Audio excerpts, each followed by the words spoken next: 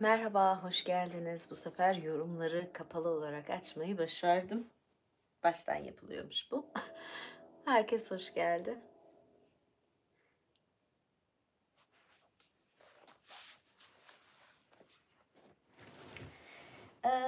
Bugün bir farklılık yapacağız. Viking masalları okuyacağım size. Çünkü böyle bir istek, talep vardı çokça. Ee, Bu kitaptan okuyacağım. Bu seriden başka kitaplar da alacağım ama özellikle İskandinav mitolojisi, Viking mitolojisi benden çok talep gördü. Bugün de fuardaydım. Biraz yorulmuşum da ama yani şey yapabiliriz. Rahat okurum. Hoş da masallar. Ben de yani sizle birlikte okuyacağım aslında. Bu masalların çıkma kökeninden size biraz bahsedeyim. Yani mitoloji tamam var. Bu masallar da özellikle İzlanda'da e, şeydeki yani orada soğuk ve kış aylarında e, çocuklara anlattıkları hikayeler. Çünkü hep kapalılar ve çocuklar böyle kapalı büyümesinler diye böyle Norveç hikayeleri anlatılıyor. Yani Norveç'te bunlar oluyormuş gibisinden. E, Buradan doğuyor. Ben aslında Vikingler dizisini de böyle büyük keyifle izlemiştim. Şöyle rahat da oturmak istiyorum çünkü dayanamıyor insan okurken rahat hareket ediyor ve ondan sonra başına şeyler gelebiliyor böyle. Bugün biraz böyle rahat bir vaziyetteyim. Biraz da böyle taktım takıştırdım. Viking temasına uysun dedim. Vikingleri izlemiştim, dizisini bayılarak izledim. Yani The Last Kingdom diye bir dizi var. Onu da izliyorum. Yani onda da bayağı gittim. Ben her tür böyle şövalyeli, krallı, savaşlı falan böyle o tür dizileri, filmleri çok seviyorum. Merakım vardı. Yani bilmiyorum, Vikingler de aslında herkese şey geliyor. O Vikingler falan. Yani işin kendisi aslında çok vahşi. Yani şeye baktığımız zaman Vikinglere yani yapılan şeyler ciddi vahşet var. Yani oradaki baskınlarında falan. Ve biz yani erkekler özellikle bunu izlemeyi çok seviyorlar, istiyorlar anlatılmasını da. Ama işin şeyi yani sizin de köyünüz basılsa falan böyle kadınlara tecavüz edilip çocuklar öldürülse falan yani ya da kaçırılsa hiç hoş gelmeyecek. Kaçırmıyorlar da zaten yani direkt tecavüz, hırsızlık falan hani o şekilde ama yani biz bunu şeylerde dizilerde falan izleyince hoşumuza gidiyor ya da yani hani şeyler kalkanları malkanları alıyorlar şey gibi bir e, o Battlefield olayı falan herkesin hoşuna gidiyor. Bir sebebi de büyük ihtimalle şey gibi geliyor insanlara. Hani bir maç gibi geliyor. Futbol maçında holiganlar falan bağırır. Hadi şey yapalım. Yani bence bu tür dürtülere dayanıyor gibi geliyor kökeni. Yani işin aslı hiç de öyle değil. Kollar kopuyor, bacaklar kopuyor, insanlar ölüyor, eziliyorlar falan. Yani mesela o kalkan duvarını falan açıyorlar. Arada bir sürü kişi eziliyor. Yani şey değil. Aslında iş vahşi ve bayağı yani erkeklerin şeyinde olan bir durum. Kadınlar savaşması onlar da zayıf durumda oluyor. O zaman da başka bir dönem hikayeleri okuyacağım. Yani masalları. Bir kısmındaki isimler zaten şeyden Viking dizisini izlediyseniz oradan isimleri çok tanıdık gelir. Ben yani şöyle bir baktım zaten Ragnar hep efsanelere konu olmuş. Ama King Harold çok geçiyor. Dizide de vardı Kral Harold. Yani e, yani ben o zaman onu o kadar tuttuğum bir karakter değildi ama King Harold bayağı bir geçiyor şeylerde. E, Bunlarda yani başka isimlerde ben şimdi böyle diziyi düşünerek de okumuş olacağım. Neler çıkacak. Yani beraber okuyacağız ve sonra ona göre de yani yorumlarım. Böyle ben de merakla bekliyorum açıkçası. Şöyle yerimizi aldık. Hatta baştan başlayayım dedim. Çünkü ne tür bir şey olacağını bilmediğimden. E, Bu masalın ismi Bebek. Bu oldukça kısa, bir tane daha masal okumayı düşünüyorum.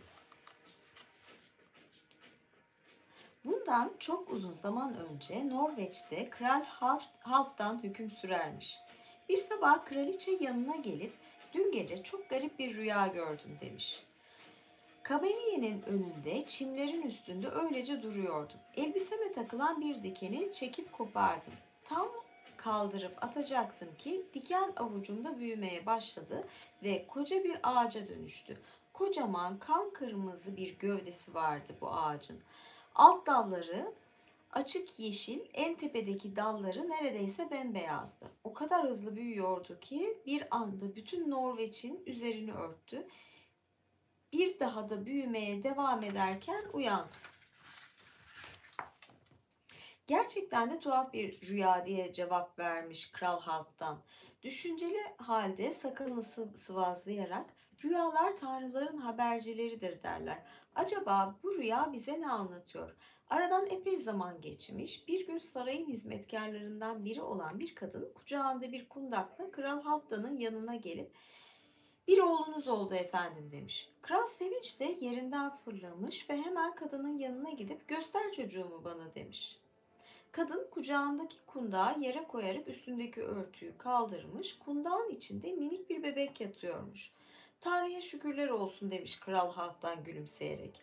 "Hemen Iver ile Thorstein'i getir." Kralın ordusunun kumandanları olan Ivar ve Thorstein, Thorstein, Thorstein kralın huzuruna çıkmışlar. Halfdan onlara "Burada durup şahitlik edin," demiş. Daha sonra hizmetkar kadın büyük gümüş bir kasede su getirmiş. Kral elini daldırdığı bu suyu kucağına tuttuğu bebeğin yüzüne serperek "Bu bebek benim oğlumdur," demiş. "Adı Harold olacak. İsim hediyesi olarak da ona bir küp altın vereceğim." Daha sonra hizmetkar kadın bebeği kraliçenin odasına geri götürmüş. Kral bebeğe ad verdi demiş. Çok güçlü bir çocuk, sağlığı da yerinde. Kraliçe bebeğe bakıp gülümsemiş ve aklına aylar önce gördüğü o rüya gelmiş. Acaba o koca ağaç bu minik bebeği işaret ediyor olabilir miydi diye düşünmüş kendi kendine. Şuradaki anekdotu okuyayım. Eski bir Nordik öyküye göre erkeklerin çoğunun adı aslında iki isimden oluşur. İki isim onların daha uzun yaşayacağına, daha talihli olacağına inanılırmış. Özellikle bu isimlerden birinin bir tanrıya ait olması büyük şans sayılırmış. Thorstein ismi de bu isimlerden biridir. Thor ve Thor'un taşı biridir. Thor'un taşı anlamına gelir. Thor ve Thor'un taşı değil, Thor'un taşıymış Thorstein. Şöyle, geçen Gılgamış'ta da zaten rüyalar bayağı geçti. Bu eski öykülerde, şeylerde bu bayağı geçiyor bu konu.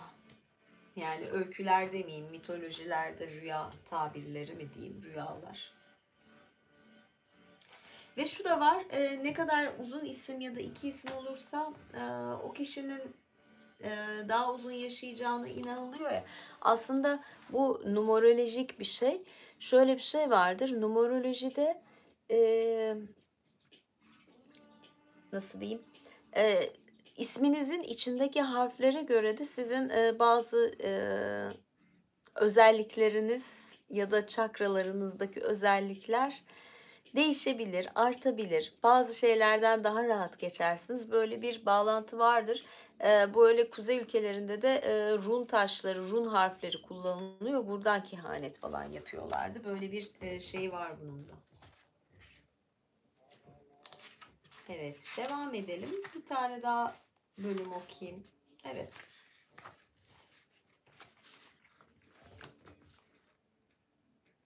Harold 7 aylık olduğunda ilk dişi çıkmış. Bunun üzerine babası oğlumun dünyaya geldiği günden sonra sürülerimde ne kadar kuzu, buzağı ve oğlak doğduysa bugünden itibaren hepsi onundur. Ayrıca Olaf'ı da ona diş kölesi olarak veriyorum.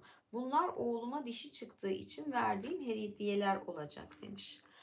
Şöyle bir detay vardı. Vikingleri izleyenler bilirler. Orada Kral Harold var. Bir de Kral Olaf vardı. Aslında ikisi de aynı yaştaydı. Yani biri Olaf büyüktü falan. Orada da başka bir kölelik mevzusu vardı. Yani şimdi spoiler olmasın ama burada diş kölesi olarak veriliyor bir bebeğe. Neyse devam edelim. Harold çok hızlı büyüyormuş. Öyle ki ayağa kalkıp yürümeye başladığı andan sonra neredeyse bütün zamanını dışarıda geçirir olmuş. Ormanda koşuyor, tepelere tırmanıyor, dere kenarında dolaşıyormuş. Kral tarafından sürekli oğlunun emrine amade olarak görevlendirilen Olaf da her zaman onun yanındaymış. Olaf her zaman birbirinden güzel hikayeler anlatıyor. Harold da bunları dinlemeye bayılıyormuş. Neredeyse her gün hadi Aegir kayasına gidelim Olaf diyormuş Harold. Orada bana hikaye anlatırsın. Böylece tepelere doğru yola çıkarlarmış. Olaf'ın uzun, üstüne bol gelen beyaz yünden bir postu varmış. Eski püskü çirkin ayakkabılar ve deri tozluklar giyermiş. Boynunda lehimli bir tasma, tasmanın üzerinde bir rün adı verilen harflerle yazılmış Halfdan'ın kölesi Olaf yazısı varmış. Şöyle bir şey, evet, dizide de bir kürk giyiyordu. Olaf karakteri keldi, bıyığı vardı, bu boynunda bir şey vardı. Run harflerinden bahsettim zaten. Orada kendisi kazanıyordu onun şey olarak başına esir alıyordu çünkü. Burada daha farklı yapılmış bu durum.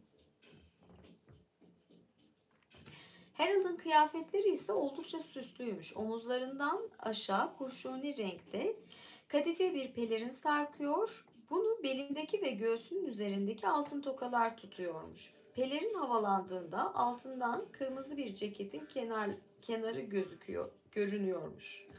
Bacaklarında pelerinle aynı renkte yün dizlikler varmış. Dizlerine kadar altın renkli iplikler çıkıyormuş. Uzun sarı saçlarını ise altın rengi bir bağ tutuyormuş. Harold ve Olaf'ın gezindiği yerler oldukça zorlu arazilermiş. Dimdik kayalık tepelere tırmanıyorlarmış. Bunlardan bazıları o kadar sert kayalıklarmış ki üstlerinde doğru düzgün toprak bile yokmuş. Bunların aralarındaki çatlaklardan otlar bitiyor, koca koca parçalar kopup tepeden aşağı yuvarlanıyormuş. Olaf bu kayaları Thor yıkıyor demiş. Gökte atını sürerken çekicini bir bulutlara, bir dağlara vuruyor. Bu yüzden gök gürültüleri, şimşekler oluyor ve şu koca kayalıklar yerlerinden kopup aşağılara düşüyorlar. Thor'un çekici hedefine asla şaşırmaz. Sonra da doğruca sahibinin eline döner. Tepenin zirvesine ulaştıklarında dönüp arkalarına bakmışlar. Yeşil ve güzel vadi şimdi çok aşağılardaymış. Uzaktaysa denizi ve onun yolunu kesen fiyordu görmüşler.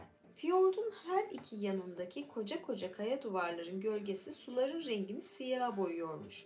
Vadinin etrafı çam ağaçlarıyla kaplı, tepelerle çevriliymiş.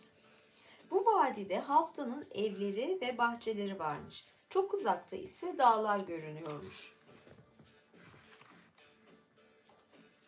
Halfdan manzarayı izleyerek evler buradan ne kadar da minik görünüyor demiş.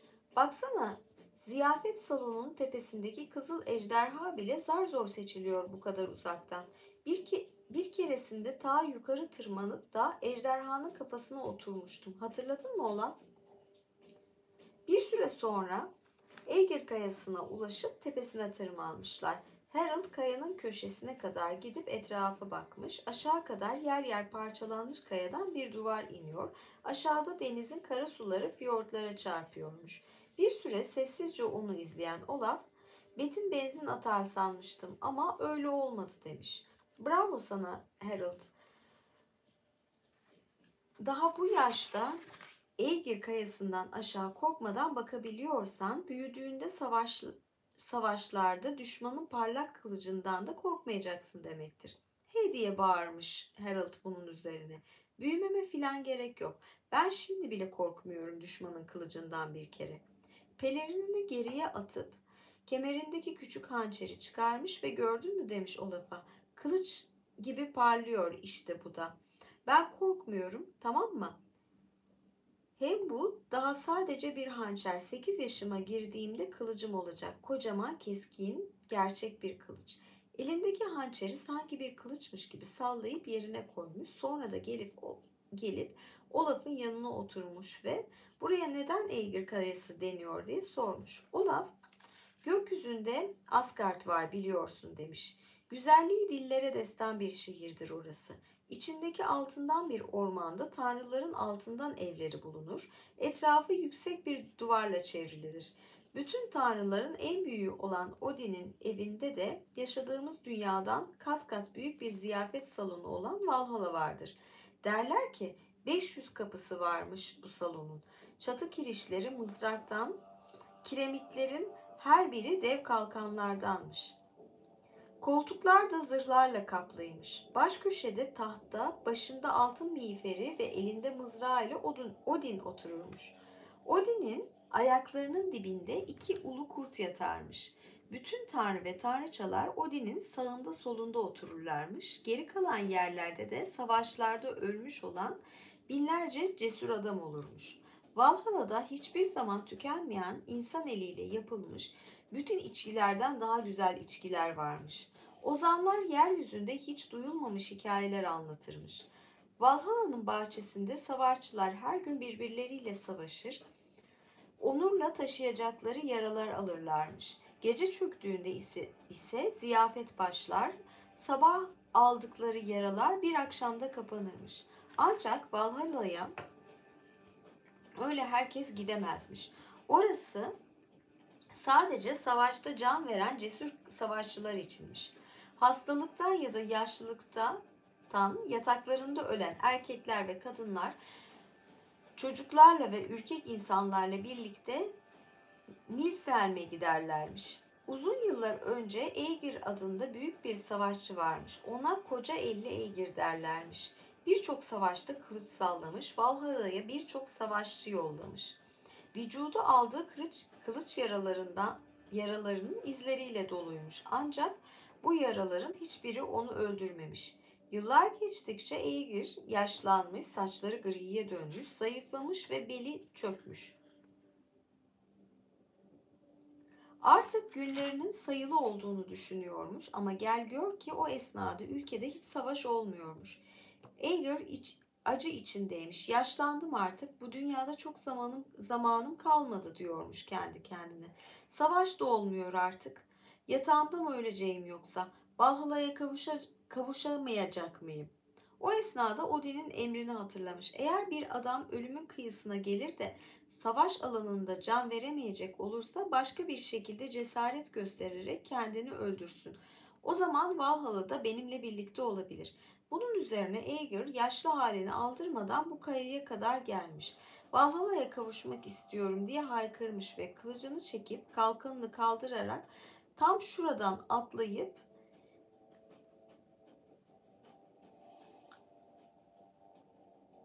fiyorda vuran sularda can vermiş. Vay canına demiş. Bu hikayeden çok etkilenen Harald, eminim Odin onu karanlık ayakta karşılamış, Valhalla'ya seve seve davet etmiştir.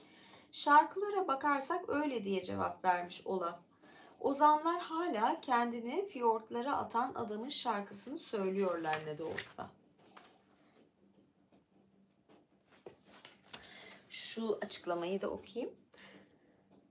Nilfheim, tanrıça Hela'nın yönettiği, ölülerin gittiği soğuk, karanlık ve puslu bir dünyadır. Nordik yaratılış öyküsünde Nilfheim, dünyanın yaratıldığı boşluk olan Ginnungagap'ın kuzeyindeki sisli bölge olarak bahsedilir. Şimdi mesela benim izlediğim bir dizi var, bu bahsettiğim size The Last Kingdom. Mesela bunda da geçiyordu. Hatta biri ölüyor, öldürülüyor. Orada yani eline mutlaka kılıcı tutuşturuyorlar. Ölmeden kılıcı tutuyor ise Valhalla'ya gidecek diye inanılıyor. Yoksa o soğuk Nilfheim'e. Yani orası da zaten soğuk olduğu için hani soğuk olması kötü bir şey. Cehennem soğuk. Kuzey inanışlarına göre. Yani cennet dedikleri ya da bu savaşçıların cenneti Valhalla ise içine ateşler, ziyafetler falan olan sıcak bir yer. Yani işte herkesin cehennemi algılayışa göre farklı. Ama tabii bu da inanışı. Şimdi orada savaş önemli ya, ganimet elde etmek falan için. O yüzden tabii savaşçılara bolca Valhalla'ya gideceksiniz diyor. Yani hadi falan büyük hevesle gidiyorlar. Yani bizde de böyle cennetten arsa kiralamak gibi bir hale geliyor tabii. Yani orada Valhalla'ya gideceksiniz diye gaz veriliyor. Yani bu birazcık yani hem kültür hem de insanları bir yönetme şekli, kullanma şekli olarak da açıklayabiliriz. Yani dediğim gibi sosyolojik tarafları da çokça var. Bir dahakinde Gılgamış'a devam ederiz. Tabii Gılgamış daha ağır gidiyor. Burada böyle daha hareketliydi. Ben de böyle hareketli bir vaziyetteyim. Ben de büyük keyif aldım açıkçası bundan. Bu tür şeylere devam edeceğim. Yani var bir tane daha Vikingler kitabı var. Yarın fuardan yine bir şeyler alacağım. Ayrıca Türk mitolojisiyle ilgili bir kitap aldım. Geniş bir kitap. Yani biraz bunlardan da okuyayım. Çünkü çok benzer hatlar var. Yani var başka masallar da var. Ben de ayrıca şeyler de alacağım. Birkaç kitap zaten elimde de kaynaklar var. Devam edeceğim. Daha sık yapmaya çalışacağım. Ayrıca önümüzdeki günlerde katılı açacağım. Orada daha farklı şeyler yaparız diye düşünüyorum. Yani daha farklı şeyler okuyabilirim masal dışında ya da mitoloji dışında. Ama bunu böyle sohbet gibi yapmak da hoşuma gidiyor. Sorunuz varsa, yorumunuz varsa yorum olarak yazabilirsiniz. Canlı konuşma kısmını kapattım. Gereksiz yani yerini aşan, haddini aşan yorumlar geliyordu. Bunları istemiyorum. Eee, Böyle. Tekrar görüşmek üzere diyorum. İyi akşamlar.